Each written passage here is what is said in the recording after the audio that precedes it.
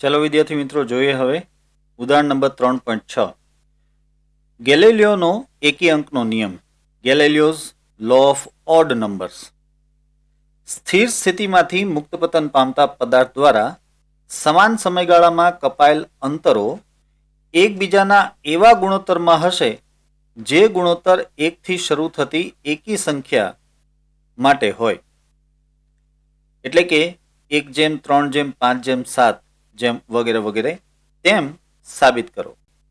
એટલે કે જો કોઈ પદાર્થને મુક્ત પતન કરાવવામાં આવે તો આપણે જાણીએ છીએ કે તે પ્રવેગી ગતિ કરે છે, એટલે તેનો વેગ વધતો જાય છે.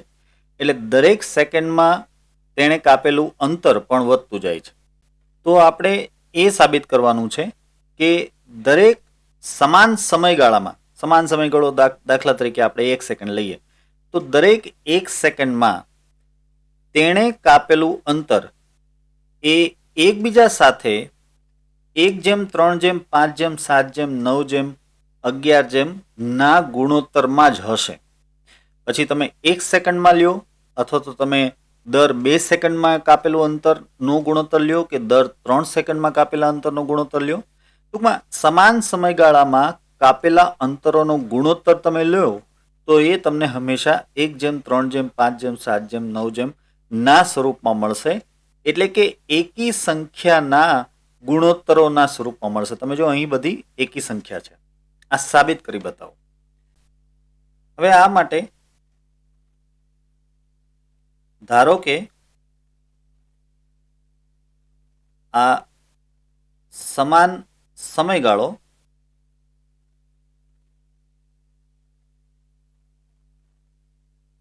ટો છે.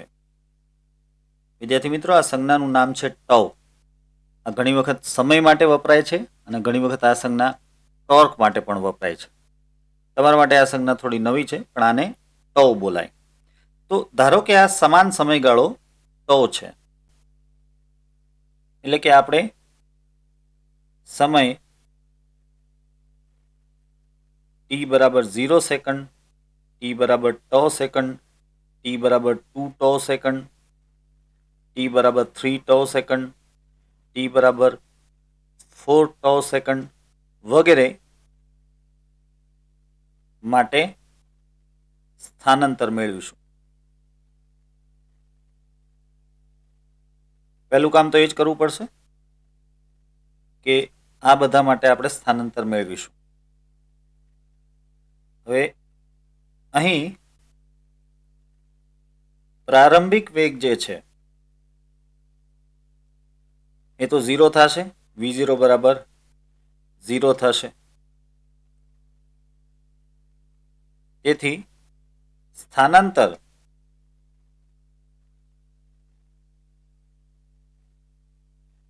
y બરાબર v0t પ્લસ 1/at² પરથી આપણે કહી શકીએ કે y બરાબર અહીં v0 બરાબર 0 આવશે અને એ તરીકે -g લેશું, કારણ કે મુક્ત પતનનો કિસ્સો છે એટલે પ્રવેગ છે એ ગુરુત્વ પ્રવેગ જેટલો થશે અને દિશા નીચે તરફની હોવાથી -g લેશું અને અહીં t². તો આ જે સમીકરણ છે y બરાબર -1/2g t², તેનો ઉપયોગ કરીને આપણે સમયગાળા 0, ટો, 2 ટો, 3 ટો માટે સ્થાનાંતરો લખીશું. હવે એ માટે અહીં જે બાજુનું કોષ્ટક છે તેમાં તમારું ધ્યાન કેન્દ્રિત કરો. જો સૌથી પહેલા આ જે કોલમ છે તેમાં સમય આપેલો છે, તમે જોઈ શકો છો કે 0, ટો, 2 ટો, 3 ટો એમ કરતાં કરતાં 6 ટો સુધીનો સમય લીધેલો છે. બીજી કોલમમાં સ્થાનાંતર y લીધેલું છે. શૂન્ય સમયે સ્થાનાંતર ઓબ્વિયસલી 0 થાય. હવે તમે આ જે સમીકરણ છે y બરાબર -g t², તેમાં t તરીકે સમય લઈ લ્યો છો ટો, તો આ થઈ જાય છે -1/2g τ². ત્યારબાદ તમે આ સમીકરણમાં t તરીકે સમય લઈ લ્યો છો 2 ટો, તો અહીં 2 ટોનો સ્ક્વેર થશે એટલે આ થઈ જશે 4 τ², તો -4 1/2g τ². એ રીતે જ્યારે 3 ટો મૂકશો, સમય t તરીકે તમે 3 ટો મૂકશો તો તેનો સ્ક્વેર આવશે 9 τ². 4 ટો મૂકશો તો 16 τ², 5 tau મૂકશો તો 25 tau સ્ક્વેર અને એવી રીતે 6 tau મૂકશો તો 36 tau સ્ક્વેર આવશે. હવે આ જે સ્થાનાંતર મળ્યું છે તેને આપણે જો y0 કહી દઈએ, ધ્યાનથી જોજો, આ સ્થાનાંતરને આપણે y0 કહીએ છીએ. y0 બરાબર -1/2 g tau સ્ક્વેર. તો આ સ્થાનાંતર ત્યાર પછીના દરેકે દરેક પદમાં સામાન્ય છે. તમે જોઈ શકો છો કે -1/2 g tau સ્ક્વેર દરેક પદમાં સામાન્ય નીકળે એમ છે. તો એનો મતલબ એમ થાય કે આ જે બીજું પદ છે -4 g tau સ્ક્વેર તેને લખી શકશો આપણે 4y0. એ રીતે આગળ જતા 9y0, 16y0, 25y0 અને 36y0 વગેરે. એટલે આપણે આ સ્થાનાંતરને y0 ના સ્વરૂપમાં ફેરવી નાખ્યું. અહીં y0 તરીકે -1/2 g tau સ્ક્વેર છે. હવે પછીની જે કોલમ છે તે ખાસ જોવાની છે. આ કોલમ છે ક્રમિક સમયગાળામાં કપાયેલ અંતરો. સમજો આ શું છે. હવે જુઓ, આ 0 થી τ જેટલા સમયગાળામાં કપાયેલું અંતર એ થાય y0 - 0 એટલે કે y0. તો અહીં લખ્યું છે y0. હું જરા અહીં ડિસ્પ્લે કરી દઉં આને. આ y0 - 0 એટલે કે y0. ત્યારબાદનો જે સમયગાળો છે એટલે કે τ થી 2 τ વચ્ચેનો સમયગાળો, તેમાં કપાયેલું અંતર એ થશે 4y0 - y0. 4y0 - y0 એટલે કે 3y0.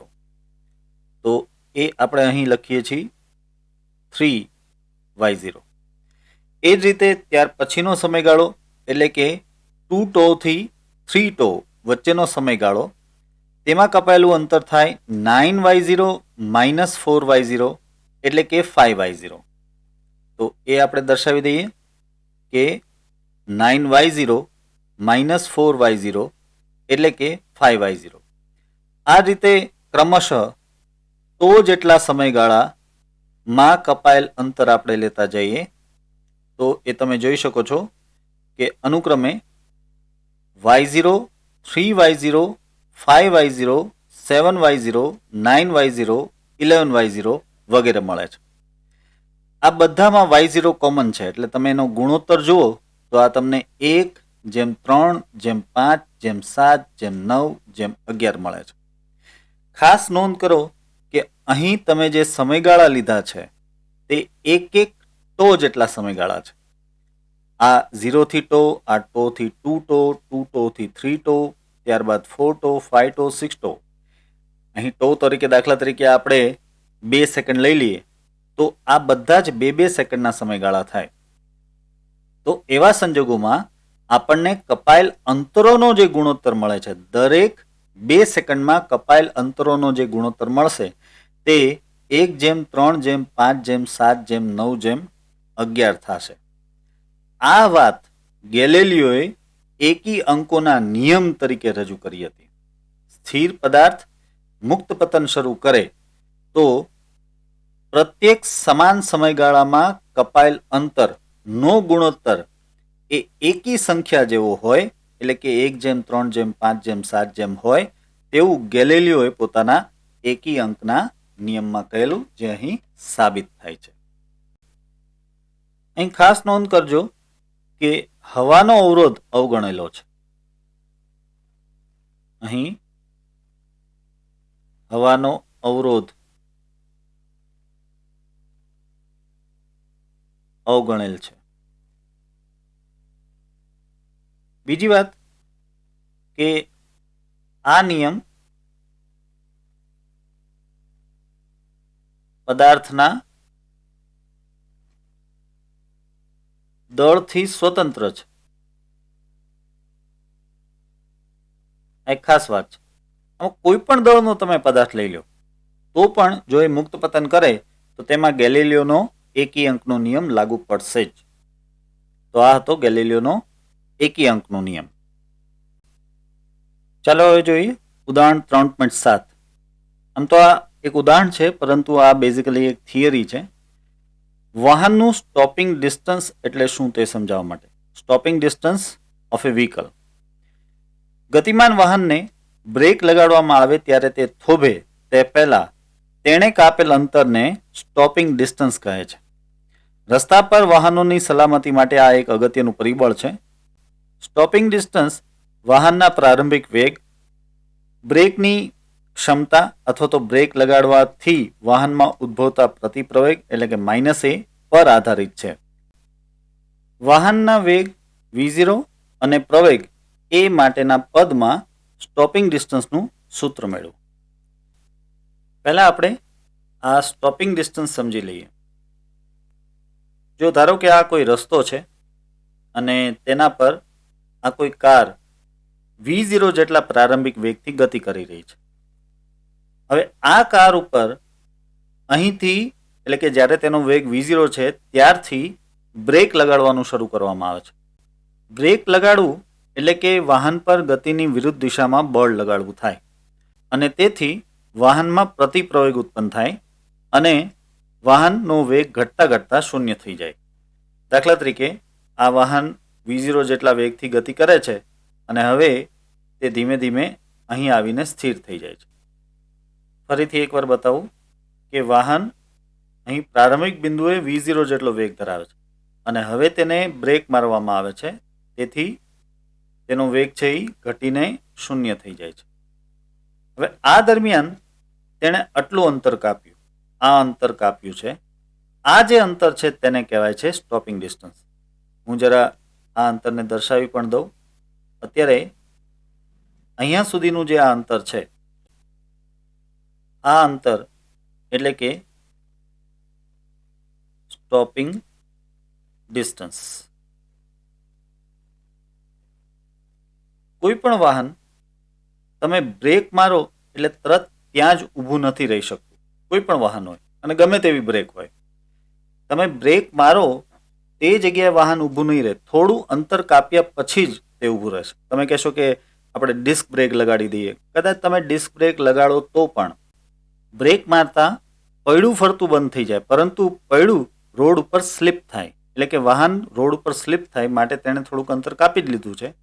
તો આ સ્ટોપિંગ ડિસ્ટન્સ છે અને દરેક વાહનનું સ્ટોપિંગ ડિસ્ટન્સ એ સલામતીની બાબતમાં એક ખૂબ જ અગત્યનું પરિબળ છે. કારણ કે જેમ વાહનનું સ્ટોપિંગ ડિસ્ટન્સ ઓછું તેમ સલામતી વધારે. બ્રેક માર્યા પછી જે વાહન તરત જ ઊભું રહી જાય, ઓછું અંતર કાપીને ઊભું રહી જાય, એટલે કે જેનું સ્ટોપિંગ ડિસ્ટન્સ ઓછું હોય તેમાં સલામતી વધારે છે. તો આવા સ્ટોપિંગ ડિસ્ટન્સ માટે આપણે સૂત્ર મેળવીશું. એ પહેલાં એક વાત આપણે સમજી લઈએ કે અહીં આ બિંદુ પાસે જે વેગ છે તે છે v0 અને આ બિંદુએ પહોંચ્યા બાદ જે વેગ છે તે છે 0 અને આ જે અંતર છે સ્ટોપિંગ ડિસ્ટન્સ તેને આપણે દાખલા તરીકે ds તરીકે દર્શાવીએ. વળી ખાસ નોંધ કરો કે અહીં પ્રવેગ a તરીકે -a લેવો પડશે, કારણ કે આ પ્રતિપ્રવેગી ઘટના છે, વેગ આમાં ઘટી રહ્યો છે. ચાલો હવે આ સ્ટોપિંગ ડિસ્ટન્સનું સૂત્ર મેળવીએ. આ માટે આપણે અચળ પ્રવેગી ગતિના સમીકરણ v² - v0² બરાબર 2ax નો ઉપયોગ કરશું. હવે અહીં v એટલે કે અંતિમ વેગ જે છે 0, પ્રારંભિક વેગ એ v0 જ છે અને a તરીકે -a લેવાના છે અને x એટલે કે અંતર એને આપણે ds કહેવાનું છે. તો સ્વાભાવિક છે કે આ પરથી તમે લખી શકશો કે v0² બરાબર 2a ds અને તો ds કે જે સ્ટોપિંગ ડિસ્ટન્સ છે તેનું સમીકરણ થશે v0² બાય 2a. આ છે સ્ટોપિંગ ડિસ્ટન્સનું એક અગત્યનું સમીકરણ. અહીં ખાસ એક વાત નોંધ કરવા જેવી વિદ્યાર્થી મિત્રો કે ds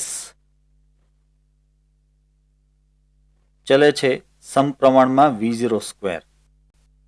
આ પરથી એક ખાસ વાત સમજવા જેવી કે જો વાહનનો વેગ બમણો હોય તો અહીં તમારે 2v0 નો સ્ક્વેર લેવો પડે, એટલે કે તમને 4v0² મળે.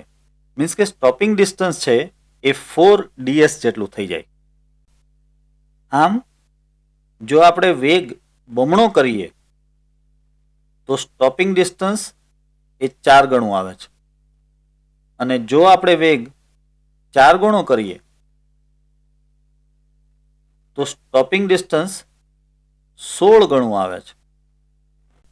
એટલે કે તેનું તે વાહન તેની તે બ્રેક હોવા છતાં જો સ્પીડ 4 ગણી કરી નાખવામાં આવે તો 16 ગણું અંતર કાપીને ઊભું રહેશે. એટલે આ પરથી તમે સમજી શકશો કે કોઈ વાહન 40 કિલોમીટર પ્રતિ કલાકની ઝડપે જતું હોય તો તેને સ્ટોપ થવા ધારો કે 2 મીટરનું અંતર જોઈતું હોય, સ્ટોપિંગ ડિસ્ટન્સ તેનું 2 મીટર હોય. હવે જો એ જ વાહન 4 ગણી સ્પીડે એટલે કે 160 કિલોમીટર પ્રતિ કલાકને ઝડપી જતું હોય તો તેનું સ્ટોપિંગ ડિસ્ટન્સ સીધું 16 ગણું એટલે કે 32 મીટર થઈ જાય. વિદ્યાર્થી મિત્રો, 32 મીટર એટલે આશરે 100 ફૂટ થયા. હવે ઓબ્વિયસલી 100 ફૂટમાં તો કંઈક ને કંઈક બીજું વાહન કે કોઈ વ્યક્તિ કે કોઈ પણ બીજી બાબત આવી જ જતી હોય તો સ્વાભાવિક છે કે ત્યાં સુધી આ વાહન સ્ટોપ નહીં થાય તો ઓબ્વિયસલી એક્સિડન્ટ થશે. એટલે જ હાઈવે ઉપર તમે લખેલું જોતા હશો કે ઝડપની મજા એટલે મોતની સજા. આ વાત કોઈ ફિલોસોફી નથી, આ કોઈ તત્વજ્ઞાન નથી, આ પ્યોર ફિઝિક્સ છે, પ્યોર ફિઝિક્સ.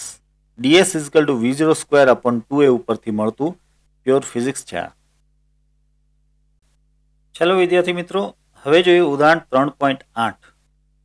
આ પણ એક થિયરી છે આમ તો, પરંતુ અહીં ઉદાહરણના સ્વરૂપમાં આપેલી છે. પ્રતિક્રિયા સમય, રિએક્શન ટાઈમ. જ્યારે કોઈ પરિસ્થિતિ એવી નિર્માણ પામે કે જેથી આપણે ત્વરિત પ્રતિક્રિયા આપવાની જરૂરિયાત ઊભી થાય તો તે ક્રિયા ખરેખર કરીએ તે પહેલાં અમુક સમય લાગે છે. આમ કોઈ વ્યક્તિ અવલોકન કરે, તેના પર વિચાર કરે અને પછી કાર્યવાહી કરે તે માટે લાગતા સમયને પ્રતિક્રિયા સમય કહે છે. ઉદાહરણ તરીકે કોઈક વ્યક્તિ કાર ચલાવી રહ્યો છે અને અચાનક એક છોકરો રસ્તા પર આવી જાય છે, ત્યારે કારને બ્રેક લગાડ્યા પહેલાં જે સમય વીતેલો છે તેને રિએક્શન ટાઈમ એટલે કે પ્રતિક્રિયા સમય કહે છે. રિએક્શન ટાઈમ પરિસ્થિતિની જટિલતા અને વ્યક્તિ વિશેષ ઉપર આધારિત હોય છે. જો વિદ્યાર્થી મિત્રો, જ્યારે પણ આપણે કોઈ એક ક્રિયાની સામે પ્રતિક્રિયા કરવાની જરૂર પડે ત્યારે આપણે પ્રતિક્રિયા તરત નથી કરી શકતા. તેમાં સૂક્ષ્મ તો સૂક્ષ્મ પણ સમય લાગી જાય છે. જેમ કે અહીં કારનું જ એક્ઝામ્પલ આપેલું છે તમને. તો કાર આપણે ચલાવી રહ્યા છીએ અને અચાનક એક છોકરો રસ્તા ઉપર આવી જાય તો પહેલાં આપણે તે છોકરાને જોઈને વિચારીએ છીએ કે આમાં એક્સિડન્ટ થવાની સંભાવના છે. એક સૂક્ષ્મ કેલ્ક્યુલેશન આપણા મગજમાં તરત થઈ જતું હોય કે ભાઈ આ એક્સિડન્ટ થઈ શકે એમ છે. એટલે તરત જ આપણે બ્રેક લગાડવાનું નક્કી કરીએ છીએ. આ નક્કી કર્યા બાદ આપણે પગના સ્નાયુઓને તેનો સંકેત આપીએ છીએ. એ સંકેત આપ્યા બાદ પગ બ્રેકના પેડલને દબાવે છે અને બ્રેક એપ્લાય થાય છે. આ આટલી સમગ્ર ઘટના દરમિયાન સૂક્ષ્મ તો સૂક્ષ્મ પણ સમય લાગ્યો હોય છે. આ જે સમય છે તેને જ કહેવામાં આવે છે પ્રતિક્રિયા સમય અથવા તો રિએક્શન ટાઈમ. પ્રતિક્રિયા સમય એ પરિસ્થિતિની જટિલતા અને વ્યક્તિ વિશેષ ઉપર આધાર રાખે છે. દાખલા તરીકે તમે બોક્સિંગના સ્પોર્ટ્સમાં છો, તમે બોક્સિંગ રિંગમાં ઊભા છો અને તમારી સામે તમારો એક પ્રતિદ્વંદી છે. હવે જ્યારે એ કોઈ ક્રિયા કરે ત્યારે તમે એને પ્રતિક્રિયા આપો છો. આ દરમિયાન એક સૂક્ષ્મ સમય લાગતો હોય છે, એ સમય એટલે કે પ્રતિક્રિયા સમય. હવે આ એક સરળ કિસ્સો થયો, પરંતુ ધારો કે તમારી સામે બોક્સિંગ રિંગમાં 4 જણા છે. તો આ 4 જણા સાથે બોક્સિંગ કરતી વખતે પરિસ્થિતિ થોડી વધારે જટિલ બની જાય છે. કારણ કે તમારે ચારેયને કયા ક્રમમાં પ્રતિક્રિયા આપવાની તે પણ વિચારવું પડે. દરેકને આપવામાં આવતી પ્રતિક્રિયા કેટલા સમય સુધી આપવી તે વિચારવું પડે. શું પ્રતિક્રિયા આપવી તે વિચારવું પડે. સાથે સાથે પોતાનો ડિફેન્સ પણ કરતો જવો પડે, પોતાનો બચાવ પણ કરતો જવો પડે. આમ આ જટિલ પ્રક્રિયા થઈ જાય અને તેથી પ્રતિક્રિયા સમય વધારે લાગી શકે. પરંતુ જો આમાં કોઈ ખૂબ જ અનુભવી ખેલાડી હોય તો તેનો આ જ પરિસ્થિતિમાં પ્રતિક્રિયા સમય છે ઓછો હશે. તો કહેવાનો મતલબ એમ છે કે પરિસ્થિતિની જટિલતા ઉપર પણ રિએક્શન ટાઈમ આધાર રાખે છે અને વ્યક્તિ વિશેષ ઉપર તો આધાર રાખે જ છે. તમે તમારા રિએક્શન ટાઈમનું માપન એક સરળ પ્રયોગ દ્વારા કરી શકો છો. તમારા મિત્રને એક ફૂટપટ્ટી આપો અને તેને કહો કે ફૂટપટ્ટી તમારા એક અંગૂઠા અને બાકીની 4 આંગળીઓની વચ્ચેની જગ્યામાં આકૃતિમાં દર્શાવ્યા મુજબ શિરોલંબ રીતે પડતી મૂકે. જેવી ફૂટપટ્ટી મુક્ત પતન પામે તરત જ તમે તેને પકડી લો. ફૂટપટ્ટી વડે કપાયેલું અંતર ડી માપો. એક વિશેષ ઉદાહરણમાં ધારો કે ડી બરાબર 21 સેન્ટીમીટર મળ્યું હતું, તો રિએક્શન ટાઈમની ગણતરી કરો. જો આ વાતને આ આકૃતિ દ્વારા સમજીએ. અહીં તમારા મિત્રને કહો કે એક ફૂટપટ્ટી આવી રીતે પકડી રાખે અને તમે તમારા હાથ અને આંગળી વચ્ચે આવી રીતે જગ્યા રાખીને ફૂટપટ્ટીની બરાબર નીચે, એટલે કે જ્યાં 0 લખેલું હોય ત્યાં હાથને ગોઠવી રાખો. હવે તમારા મિત્રને કહો કે ફૂટપટ્ટી પડતી મૂકે. જેવી ફૂટપટ્ટી પડતી મૂકે તમે તરત જ તેને આંગળીઓ અને અંગૂઠાની વચ્ચે પકડી લેવાની કોશિશ કરો. પરંતુ તમે જોશો કે તમે અહીં 0 ઉપર તેને પકડી નહીં શકો. અહીં 0 પર જ તમે પકડી નહીં શકો. તમે એ ફૂટપટ્ટીને પકડશો તે પહેલાં તે થોડુંક અંતર કાપી જશે. આજે અંતર કાપી ગઈ ફૂટપટ્ટી, તેનું કારણ છે રિએક્શન ટાઈમ. ફૂટપટ્ટી પડતી મૂકી એ તમે જોયું, વિચાર્યું અને ત્યારબાદ તમે ક્રિયા કરી કે ફૂટપટ્ટી પકડવાની કોશિશ કરી. આ દરમિયાન થોડોક સમય જતો રહ્યો અને તેથી ફૂટપટ્ટી 0 ઉપર નથી પકડાતી, પણ અહીં ક્યાંક પકડાય છે. હવે અહીં રકમમાં એમ કહ્યું છે કે આ જે અંતર ફૂટપટ્ટી કાપી લે છે તે અંતર ધારો કે 21 સેન્ટીમીટર છે. કેટલું અંતર છે આ? 21 સેન્ટીમીટર. તો આ પરથી તમારા રિએક્શન ટાઈમની ગણતરી કરો, તમારા પ્રતિક્રિયા સમયની ગણતરી કરો. હજુ વાતને સમજીએ. આ છે પ્રારંભિક સ્થિતિ અને આ છે અંતિમ સ્થિતિ. બરાબર? સ્વાભાવિક છે કે પ્રારંભિક સ્થિતિના સમયને આપણે કહી શકીએ 0 અને આ જે અંતિમ સ્થિતિ છે તેના સમયને આપણે કહીશું રિએક્શન ટાઈમ TR. સમજો, આ સ્થિતિમાં તમે આ ફૂટપટ્ટી પકડી લીધી છે, એટલે આ દરમિયાન જે સમય લાગ્યો તે સમયે જ આપણો રિએક્શન ટાઈમ છે, એટલે કે TR છે. બીજું કે પ્રારંભિક સ્થિતિમાં આપણે સમજી શકીએ કે જે પ્રારંભિક વેગ છે એ થશે 0 અને આ જે 21 સેન્ટીમીટર આપણે દર્શાવેલું છે તે કાપેલું અંતર D છે. ફૂટપટ્ટી એ નીચે તરફ કાપેલું અંતર D છે.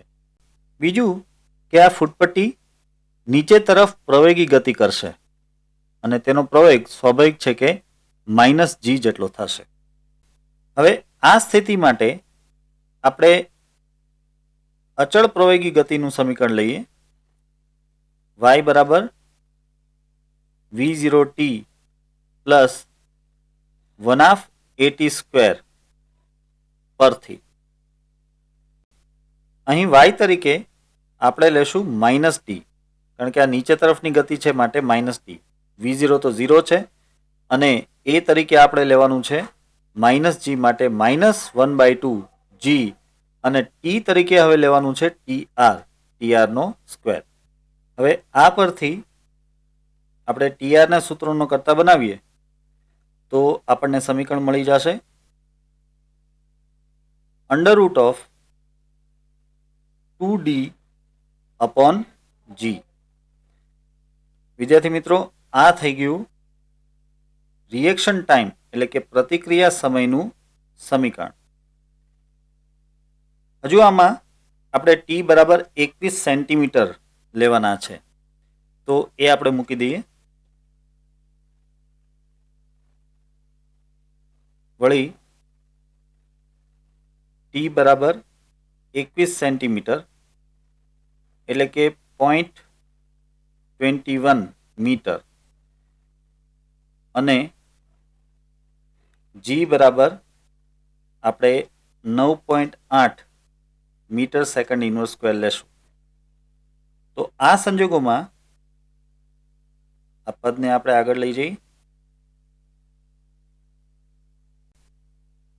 હવે ટીઆરના સમીકરણમાં આ કિંમતો મૂકી દઈએ આપણે તો આપણને તેનો જવાબ મળી જશે. અહીં આવશે 2 ગુણ્યા 0.21 ના છેદમાં 9.8. આ સમીકરણને ઉકેલતા ટીઆર બરાબર આવશે આશરે 0.2 સેકન્ડ. એટલે કે ફૂટપટ્ટીના આ કિસ્સામાં જો તે 21 સેન્ટીમીટર જેટલી સરી ગઈ હોય તો એનો મતલબ કે તમારો રિએક્શન ટાઈમ, તમારો પ્રતિક્રિયા સમય છે આશરે 0.2 સેકન્ડ. આ સાથે તમને જણાવી દઉં કે આજે જે ટોપિક આપણે જોયા, જે દાખલા આપણે ભણ્યા, તેના એસાઇનમેન્ટની લિંક ડિસ્ક્રિપ્શન બોક્સમાં મૂકેલી છે. તમે ડાઉનલોડ કરીને તેને નોંધી શકશો.